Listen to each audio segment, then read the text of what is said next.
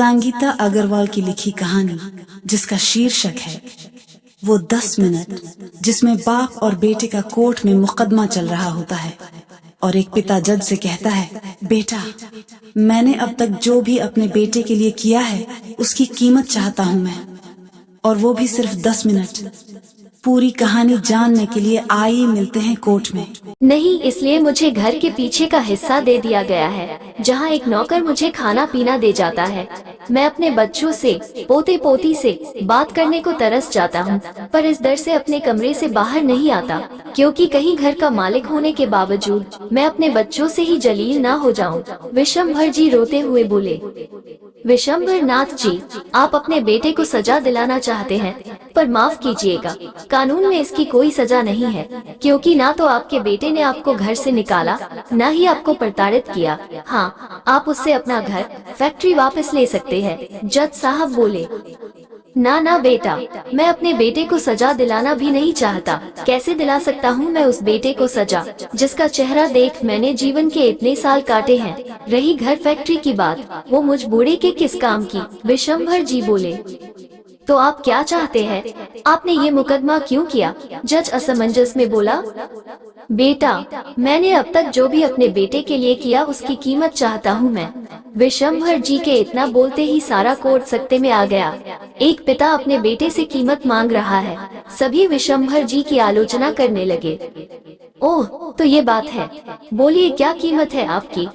ये बात आप घर पर बोल देते तो मेरा इतना समय नहीं खराब होता। तनुज बोला, बेटा, तू तो इतना पढ़ा लिखा है, मेरा सारा कारोबार भी तू ही संभाल रहा, बल्कि उसे ऊंचाइयों पर भी तू ही लेकर गया है। हिसाब किताब का भी तू पक्का है। तू बता, एक पिता के त्याग की क्या कीमत होती है? विशंभर जी बोले, विशंभर जी, आप यूं पहेलियां मत बुझाइए, साफ साफ बोलिए, आप क्या कीमत चाहते हैं? जज साहब थोड़ा झुंझलाते हुए बोले, जज साहब, वो घर मेरे नाम है, कारोबार मैंने खुद से बेटे के नाम किया हुआ है, फिर भी क्या आप लोगों को लगता है मैं रुपए पैसे के लिए अपने बेटे पर मुकदमा करूंगा? मुझे ये भौतिक चीजें नहीं चाहिए। जज साहब, विशंभर जी बोले, तो क्या चाहिए आपको? जज साहब, मैं चाहता हूँ मेरा बेटा ऑफिस से आकर 10 मिनट के लिए ही सही मुझे मेरे कमरे से बाहर लेकर चले, भले घर के पार्क में ही सही। ये 10 मिनट मेरे साथ बिताए, जैसे बचपन में मैं इसे अपने कंधे पर बैठा घुमाता था, ये मुझे मेरा हाथ पकड़कर घुमाए। विशंभर जी बोले, ये कीमत चाहिए आपको, पर इससे क्या हासिल होगा आपको? जज हैरानी से बोला। हैरान तो वहाँ मौजूद सभी लोग थे। अरे बेटा, तुम लोग क्या जानो, एक पिता को इससे क्या हासिल होगा?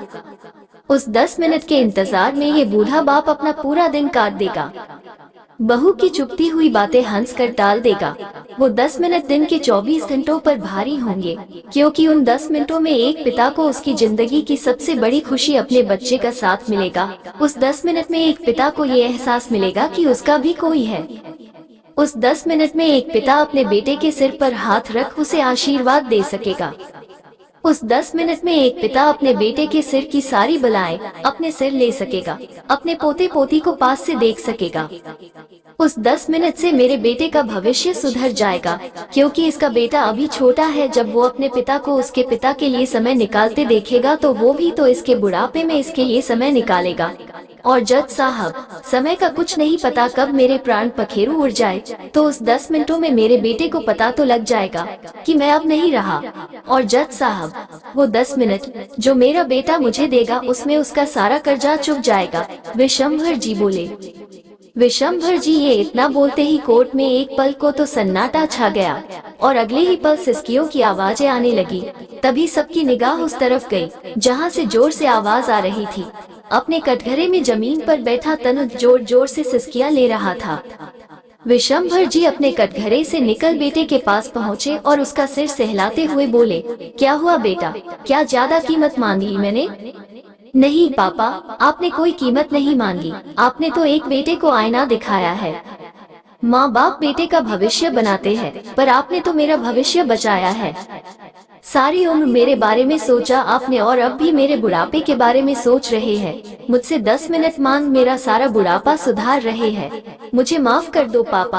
अब आपका बेटा आपके साथ केवल 10 मिनट ही नहीं बल्कि जितना हो सकेगा उतना समय बिताएगा। आप अपने पोते पोती को सिर्फ देख नहीं पाओगे बल्कि उनके साथ खेलोगे, क्योंकि अब आप घर के मुख्य कमरे में रहोगे, पीछे के साधारण कमरे में नहीं। तनुज पिता से लिपट रोते हुए बोला।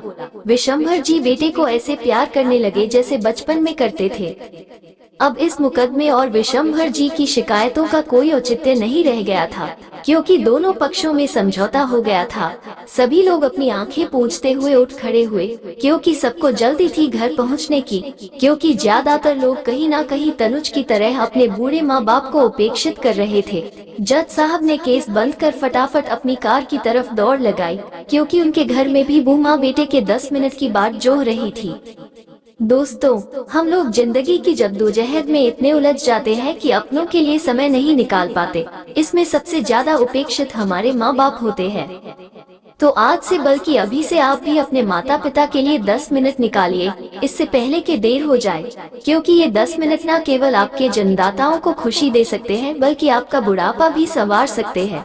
अगर आपके माता पिता आपके साथ हैं, तो आज बन जाइए बच्चा और जी लीजिए अपना बचपन फिर से। और अगर साथ नहीं तो एक फोन करके उन्हें एहसास दिलाइए वो आपके लिए क्या है। यकीनन इससे आपको भी खुशी मिलेगी। आशा करता हूँ आप सबको ये कहानी पसंद आई होगी। धन्यवाद।